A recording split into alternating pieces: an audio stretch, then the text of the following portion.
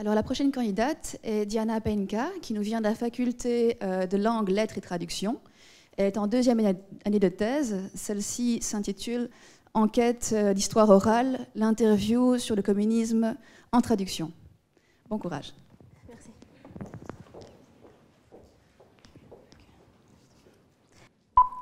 Excusez-moi. Bonjour, je vous propose d'écouter un dialogue qui a eu lieu entre un grand-père et son petit-fils. Le grand-père dit, 21 décembre 1979, désespoir, froid, ténèbres. Voilà 9 ans déjà que je suis dans cette cellule. Condamné pour mon opposition au régime communiste de Bucarest. Non, je ne voulais pas que la gangrène communiste ronge mon âme et mon identité. 21 décembre 1989, la promesse de l'aube. On entend dire qu'une révolution a éclaté dans le pays. Les bruits d'un hélicoptère, le dictateur s'enfuit. 21 décembre 2016, 27 ans de liberté. Mais il faut raconter ce qui s'est passé. Toi, mon petit-fils, tu es historien du communisme. Sors de tes archives, va sur le terrain, parle aux survivants du communisme. Ils sont tes sources vivantes.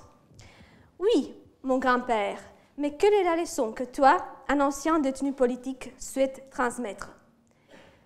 Connaître le passé pour mieux comprendre le présent. Voilà, c'était la fin du dialogue entre les deux hommes.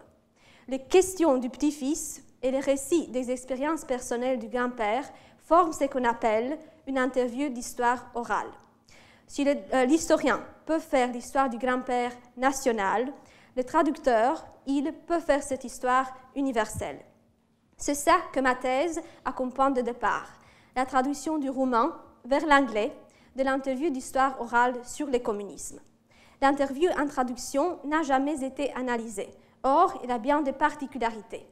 Comme vous avez vu, la langue utilisée par les grands-pères est claire, directe et parfois télégraphique.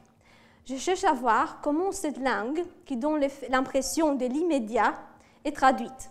Un autre aspect qui m'intéresse est la vivacité de cette langue, qui est obtenue, comme j'ai découvert, par bien des images utilisées par les grands-pères.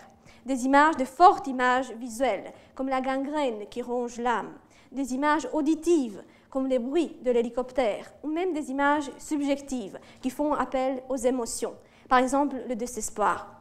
Je dois donc m'assurer que toutes ces images, une fois traduites, auront le même impact sur vous qu'elles ont eu sur le petit-fils qui les a entendues pour la première fois, et reconstruisent très bien le portrait du communisme et montrent que ce qui est important, ce n'est pas seulement ce que le grand-père dit, mais comment il le dit. Merci beaucoup de votre attention.